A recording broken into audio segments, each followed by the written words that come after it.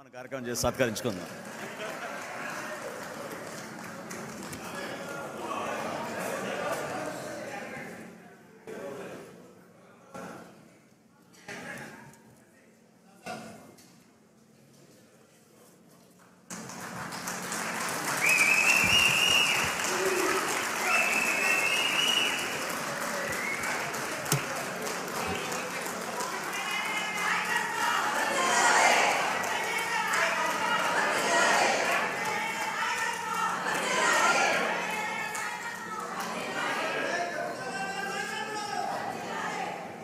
ఇప్పుడు మన పార్టీ అధ్యక్షులు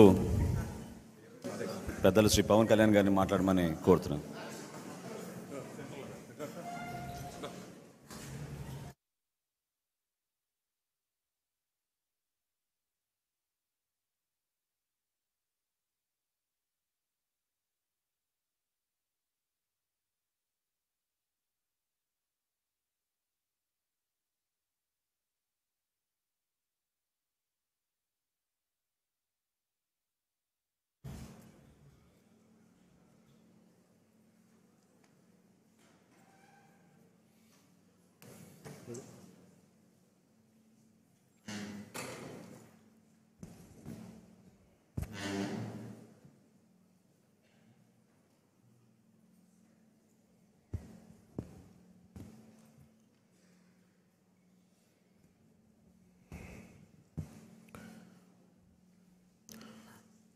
జనసేన కేంద్ర కార్యాలయానికి విచ్చేసిన ముఖ్య జనసేన పార్టీ పెద్దలకి, ముఖ్య నాయకులకి 100% స్ట్రైకింగ్ రేట్ తోటి పోటీ చేసిన అన్ని నియోజకవర్గాల్లోనూ మనం గెలిచి జనసేన సత్తా చాటిన మన ఎమ్మెల్యేలకి, ఈ ప్రోగ్రాంని ప్రసార మాధ్యమాల ద్వారా వీక్షిస్తున్న పెద్దలకి, అన్నదమ్ములకి, ప్రజలకి, మీడియా పెద్దలకి, సీనియర్ పాత్రికేయులకు, జన సైనికులకు, వీర మహిళలకు, ప్రతి ఒక్కరికి నా హృదయపూర్వక నమస్కారాలు. ఎన్నికలు అయిపోయి రిజల్ట్స్ వచ్చిన తర్వాత ఎప్పటికప్పుడు మన ఎమ్మెల్యే అభ్యర్థులందరికీ చిన్నపాటి సత్కారం చేయాలి. ప్రజలు ఇచ్చిన సత్కారం కంటే పెద్దది కాదు ఇది.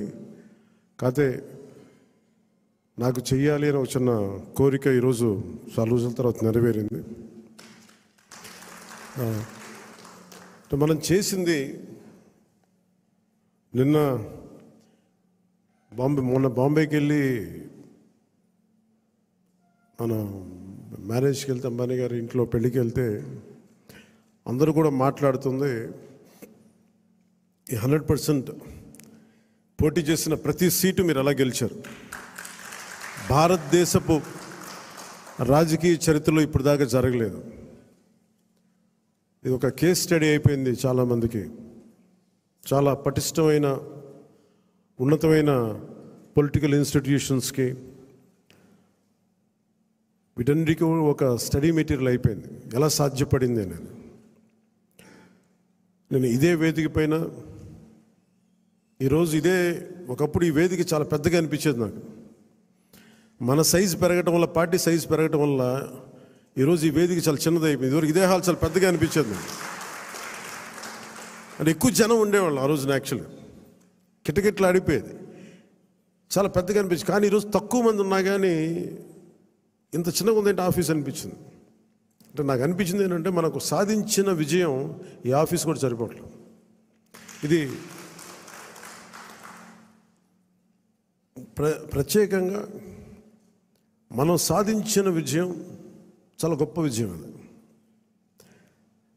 ఇదే మనం దెబ్బతిన్న మన పరాజయం కానీ, మనం తిన్న దెబ్బలు కానీ ఇంకెవరన్నా తగిలిండుంటే కనీసం ఒక పక్షం రోజులు కూడా నడిపేవారా అని అనిపిస్తుంది. మీరు చూశారు, ఒక రాష్ట్రానికి ముఖ్యమంత్రిగా చేసిన వ్యక్తి ఓడిపోగానే